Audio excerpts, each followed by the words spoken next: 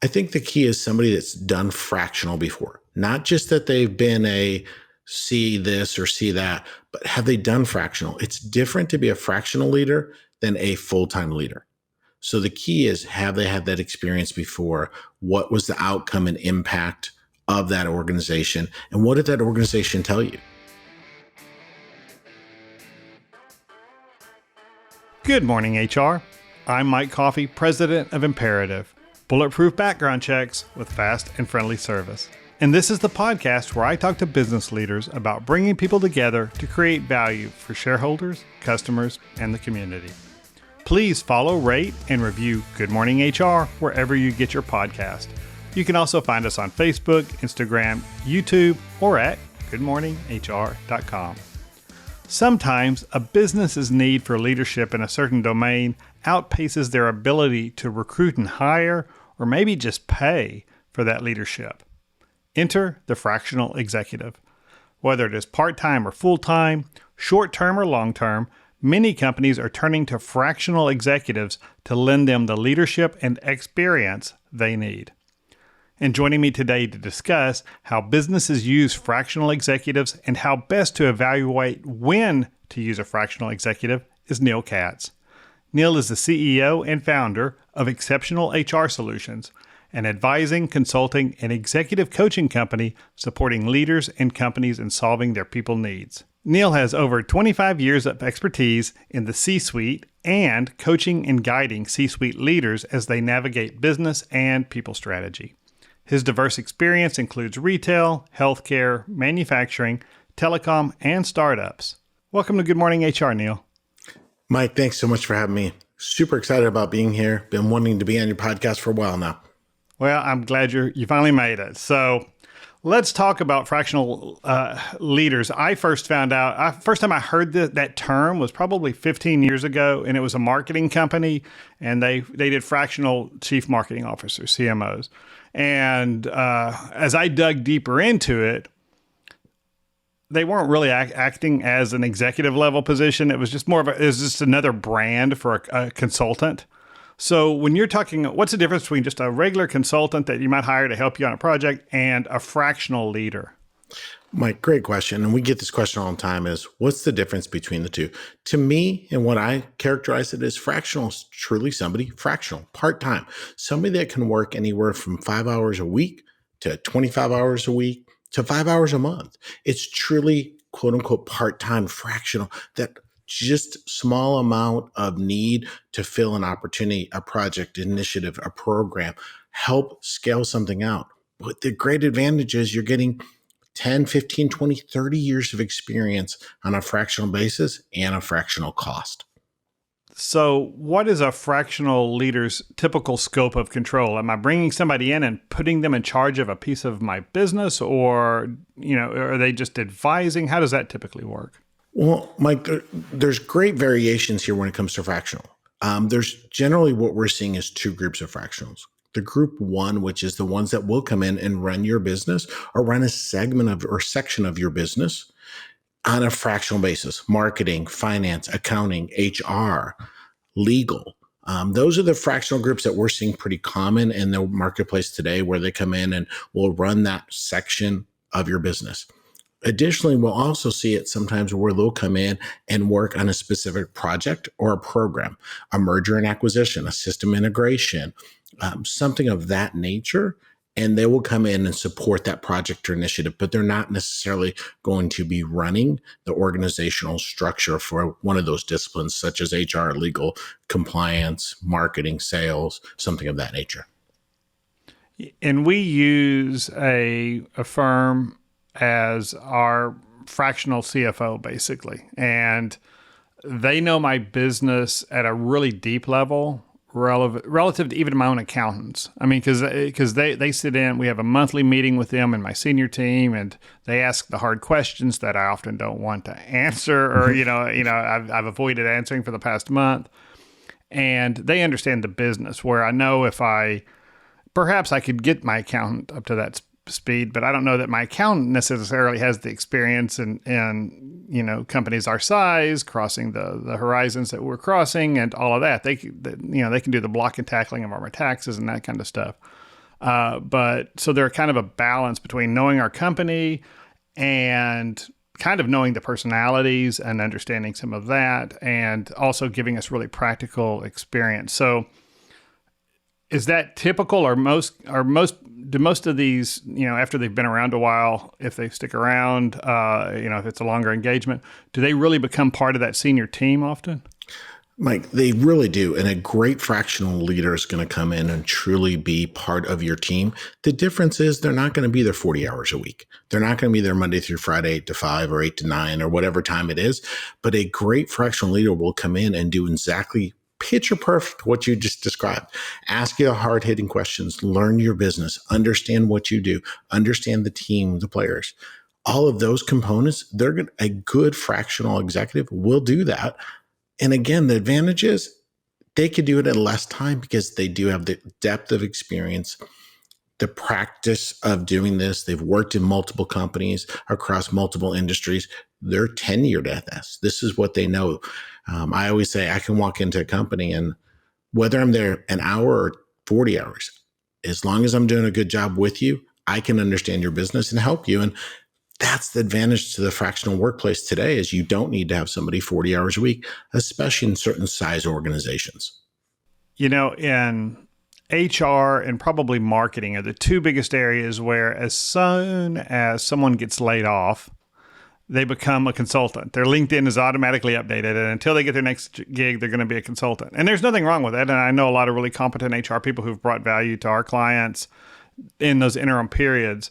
But that's, they're not really acting in that case as they're doing, short-term task work usually, and we need our handbook updated, or, will you look at our policies and help us freshen those?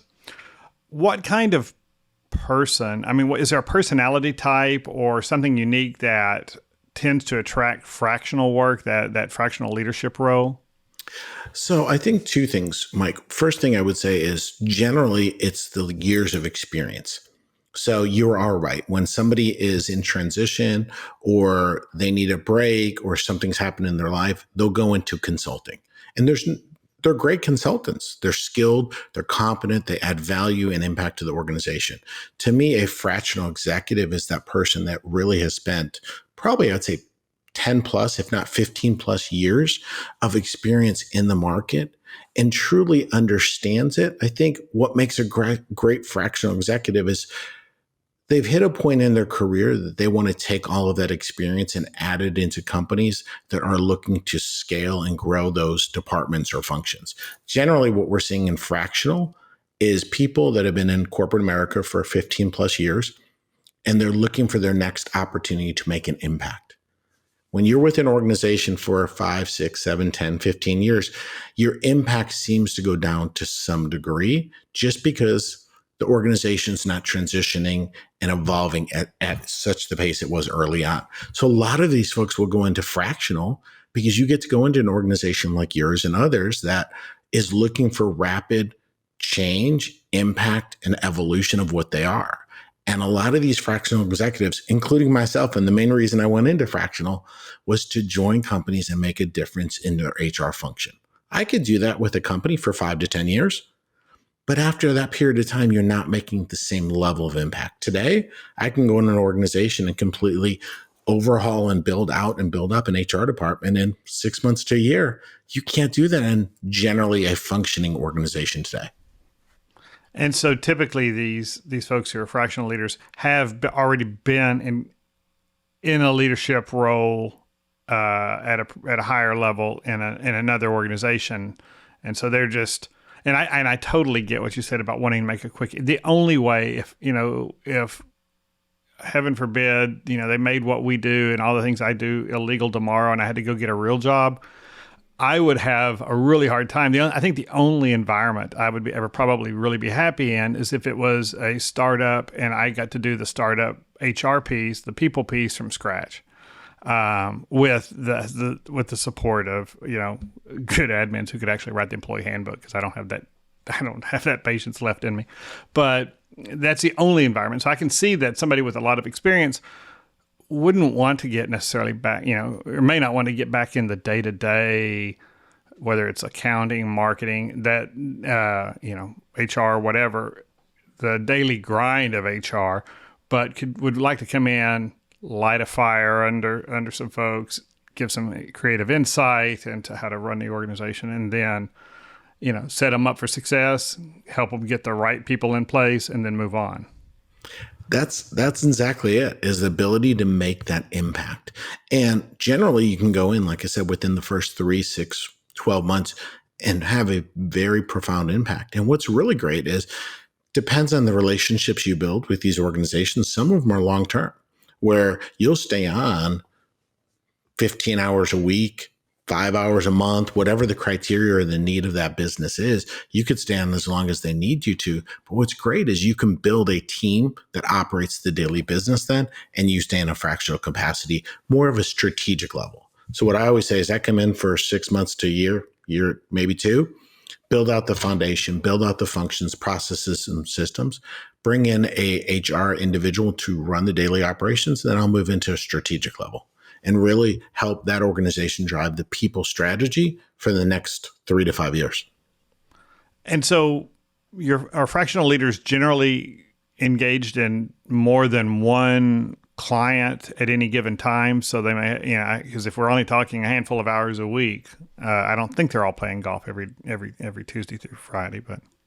No, generally speaking, what I'm seeing in general is anywhere from 1 to 3 clients at a time, based on the client workload. Anything more than 3 clients is just a lot. And I say that even if the clients are 5 to 10 hours, it's just the work you have to invest, the time, the energy, the knowledge you have to gain from those industries and those organizations. Most fractionals will go up to 3. Anything more just gets to be a bit of a drain, and it's a lot of work.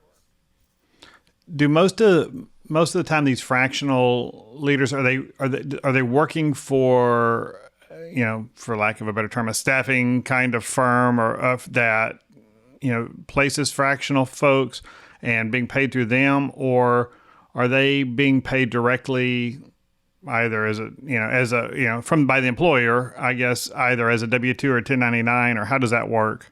Sure. Generally, what we're seeing initially, we've seen a lot of independent fractionals, which is it's a 1099 working one-on-one with an organization. Generally, they're not W-2s. They're usually 1099s on pretty standard practice. So we're seeing that to be the common. Now, what we're starting to see is some growth in not staffing firms, but consulting firms like mine. Mm-hmm. I have 15 consultants that work with me today. And the reality of what we've learned is great consultants, great fractionals, candidly are really good at what they do. The one thing they don't like is business development. Running going in and doing the sales piece. Yeah, and running the business, as you said, too. Right, yeah, the two things that no one likes to do is run the operational components and business development. So what we're starting to see is an elevation in the number of firms that provide clients to these folks. We provide the infrastructure, the client base, everything they need so that they can really just focus on the client and not have to worry about the rest of it.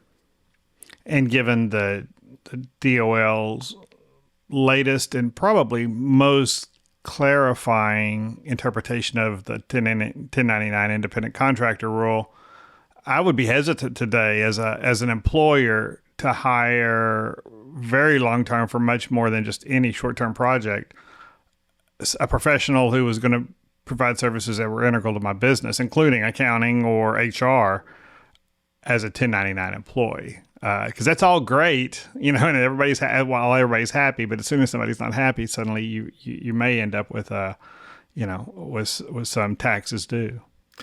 And that's the reason you want to stay away from that. If you're going to be long-term engagements with a 1099 on a fractional basis, I'd probably do it through a firm like mine, because the reality is we have the luxury and the ability to kind of segregate those components.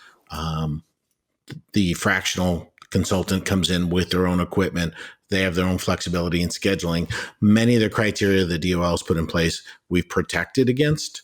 And we'll continue to work to evolve that as the interpretations in the court cases kind of bring some clarity to that message. As we know, the message is not as crystal clear as we'd like it yet, but give it some time, it'll get there. Yeah. And so companies are using these fractional leaders for short-term projects and then, like you said, longer ones, but also for mentorship or coaching for executives, just to bring in maybe an outside perspective. So that's what we find so valuable with, both with my financial guys, but also with we're on the entrepreneurial operating system, EOS, and using that, I've got a fractional integrator who comes in, facilitates our quarterly planning, is a resource for me throughout the quarter for any things that come up, or my team, and just gives us that outside perspective. She's got amazing deep experience in a lot of different industries, and is my go-to for anytime somebody asks me, I want to implement an EOS, who do I talk to, and I'll always send them to Linda. But that outside perspective is really valuable. But if I'm a company and I'm thinking about, okay, I need help in marketing, or I need help in wherever in the organization, how do I assess whether what I need is, just to hire a consulting firm and just give them this project and have them run with it, versus really bringing in a fractional leader? So, Mike, great question. And what it comes down to is actually I would bring them in for the project at first. Let them show you their outcomes, their impact, their experiences, letting them learn the organization. And based on their skills, performance, results, that's when you can say, wow, Mike's done a great job in marketing. You know what? Hey, Mike, we'd like to keep you on in a fractional basis to help us, because you've had some really great impact with our marketing team. And we'd like you to stay in a marketing manager, marketing director, CMO role, whatever the background aligns to, and let them come in. I always say a project's a great place to start, and then let them come in on a fractional basis. And what you talked about a minute ago, which is spot on, which is the ability to bring in a fractional executive to coach and mentor and guide the team on a fractional basis. We have 3 clients today that we're doing this with, where we support their current team in-house with their growth and development journey, because we've seen it, we've done it. 25 years of the same industry, not much is going to surprise you. Every once in a while, Right. But generally speaking, it's not going to surprise us anymore. And because of that, that's an advantage to that fractional, is the ability to support and guide. And then if the organization is looking to continue to grow and scale, and they need somebody that's done multiple M&As and things of that nature, you get all of that experience on the fractional basis. So take them for a test drive and see how that works. And, are they competent, but also do they get our culture? Do they work well with our team? And what drag do they bring, or lift? And so Exactly. And then once you get them in there, but okay, so if we need them, we've made that realization, and we're willing to. I'm assuming, and I know from my experience, I certainly pay a premium if I look at it on an hourly basis for what I would probably pay for somebody on a permanent long-term basis, for annual salary versus what I pay for the handful of hours, because I'm buying, there's just an efficiency there that's lost. Is there a standard that you would expect a markup for, when I'm comparing the market wages for a role, but I'm talking about bringing them in as a fractional? So here's the thing. The old-fashioned adage still holds true. You get what you pay for. So yes, there's going to be a markup. Yes, you're going to pay more for these folks than you would probably think if you took their hourly rate and multiply it. Remember, you're paying for the fractional. If you're going through a group like mine, there's a markup on that to offset my operating expenses, things of that nature. So it does cost more, absolutely. But as the old-fashioned adage goes, you do get what you pay for. And you look and say, what can they deliver in an hour? And what can that other person deliver in 5 hours? Generally speaking, if you get the right fractional, they can deliver most of anything pretty efficiently and quickly. They've done this before. It's not their first time. And let's take a quick break. Good Morning HR is brought to you by Imperative, bulletproof background checks with fast and friendly service. For 25 years, Imperative has helped risk-averse clients make well-informed decisions about the people they involve in their business. Whether that means very thorough pre-employment background checks, due diligence for family offices or private equity firms, or any other kind of business transaction, if there are people involved, there's risk involved. We help businesses mitigate that risk. You can learn more at imperativeinfo.com. If you're an HRCI or SHRM certified professional, this episode of Good Morning HR has been pre-approved for 1/2 hour of recertification credit. To obtain the recertification information, visit goodmorninghr.com and click on Research Credits. Then select episode 143 and enter the keyword CATZ. That's KATZ. And if you're looking for even more recertification credit, check out the webinars page at imperativeinfo.com. And now back to my conversation with Neil Katz. So how do I find somebody? Let's say I'm looking for a chief marketing officer on a fractional basis. I just need to get my marketing's kind of a mess and we're going in different directions. We're really not targeted in on our ideal customer. How do I go find that person? Where does that come from? Two places. One, LinkedIn, as we all know, is a great resource. There's plenty of great fractional chief marketing officers. What we're starting to see in the second part really is the teams that offer the service. So they've vetted them. They've ensured they have the competency, the skills, the background. They've done all the work. It's, hey, Neil, do you have a CMO you can get me? Sure, let me get you 2 or 3 people. Give me a couple days. I'm ready to go. Most other fractionals will have a network of people. For myself, I use the best example. Name an industry that you're looking for a fractional.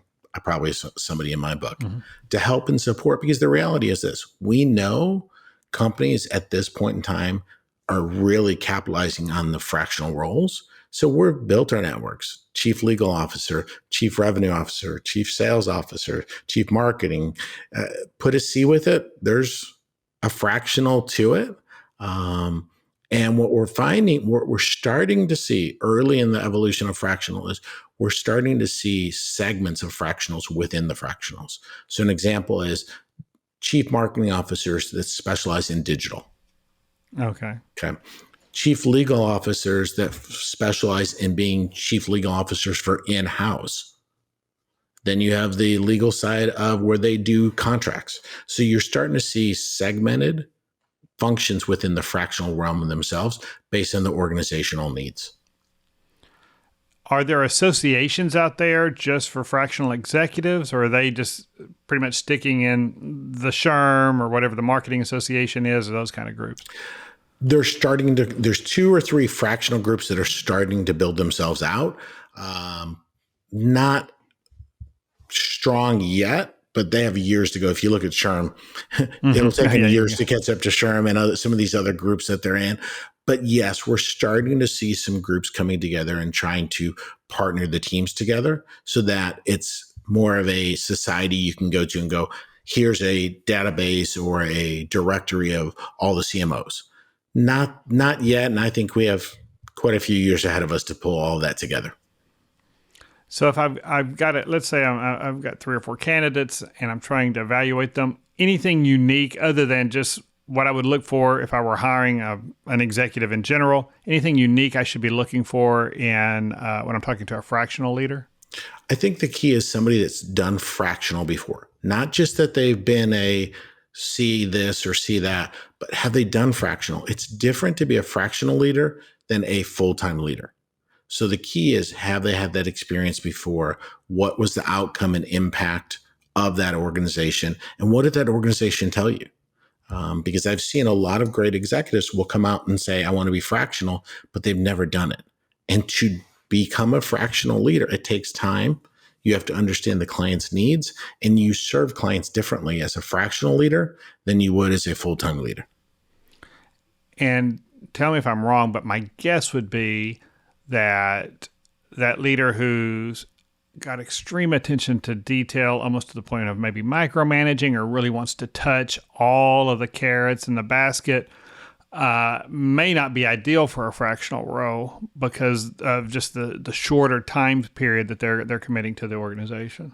Exactly, spot on. And I think that's what I was referring to somewhat earlier, was saying you need to have fractional leaders that when you're interviewing that have done this before, because it's a different need. You're not there 40 hours a week. You're maybe 20, maybe 10, maybe 5. So how do you make a positive, lasting impact? Quickly learn an organization, assess and evaluate people, and move the needle and get results. Those are all some key criteria, and sounds simple, but it's very different than what you're used to doing. And I always say, I've seen executives transition from being an executive to a fractional leader. It just takes time. So just know that the longer they've been doing it, the more value, the more efficiency, the better influence and impact they have on those organizations. If they're going to be, we know this is going to be we're planning this out for a 6-month relationship or even maybe a 12-month relationship with, a handful of hours each week or something. How important is culture fit? Is this an area where I can rely more heavily on competencies, and because I'm really just trying to extract that expertise, or is culture fit still a pretty important element in finding the right person? I think culture fit's always going to be important, but I don't think it's as important if it's a defined project. And the reason I say that is defined projects, it's 6 months. We need to do from A to B and we'll be done and that's it. And maybe it'll go on for an extra 30 days. Okay. Culture fit becomes probably a little less. The challenge we see is like for my group and my teams, we generally will go in and we don't have an end date. So when you don't have a defined end date, I think culture is going to be critically important because you are an extension of that organization. Part-time, fractional, you're representing the organization when you are there, when you're communicating with them after and before. So because of that, culture fit, I think, is on the non-defined periods of time of contracts. Culture fit's going to be very important because just with anything, you want to bring in somebody that represents you in the culture. Also, it's also an opportunity to change and evolve the culture in teams. So if you're looking, you've lost a leader, and we see this a lot where organizations will bring us in when a leader has left. They're hiring, they want more time to hire. As we all know, hiring is not easy. So look, if you want to add 3, 4, 5 months to your hiring timeline so you can really vet out the right candidates, bring in a fractional for a 3 to 6 month contract. But if you want to evolve some things in that period of time, bring in that person that aligns with the evolution of what you're trying to achieve. Because this is a great opportunity to make some pretty short, quick changes before that next leader comes in. Yeah, and I can totally see if I'm the leader of the organization, CEO, founder, I'm probably a generalist in a lot of areas, but I may not have the expertise to really know if I'm hiring a CFO what to ask. And so if I've got a fractional who's worked alongside, understands the company, has got the skins on the wall, the credit behind them to demonstrate that they really know it, I feel a lot more comfortable if they're in those interviews in helping me select that permanent placement. Exactly. So the great thing with a fractional in that realm is you have a CFO that's a fractional CFO. They should be able to do the first or second or maybe the third interview for you. And really at the end of it, the CEO and founder truly would be the culture fit assessment. You don't have to worry about the competency as much. Your recruiter will do the first round. Your fractional CFO does the second. And then you do the third as the founder CEO. And guess what? What's great about that is you're looking for culture. Everybody else has done all the other testing. Yeah, you might ask a few questions, but it's a really nice skill to have that level of expertise. And I'll tell you, it gives organizations less pressure. Let's be real. No organization wants an open seat at a C level or an executive level, but a great substitute kind of interim is put the interim in place, put that fractional in place so that you have some time. You have somebody managing the ship for you. You're not going to go off course. And you know what? They can take care of it until you have that opportunity to find just the right candidate to fit the role. So I would guess that it varies from organization to organization, but how often are these fractional executives actually, leading, managing, and holding accountable actual employees of the company?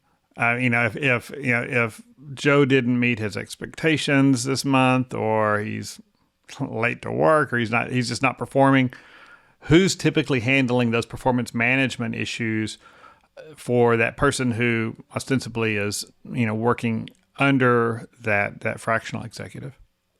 Generally, if it's done right, it's the fractional executive. I mean, they are still a representative of the company. They're being paid on behalf of the company. There's no reason they can't manage the performance.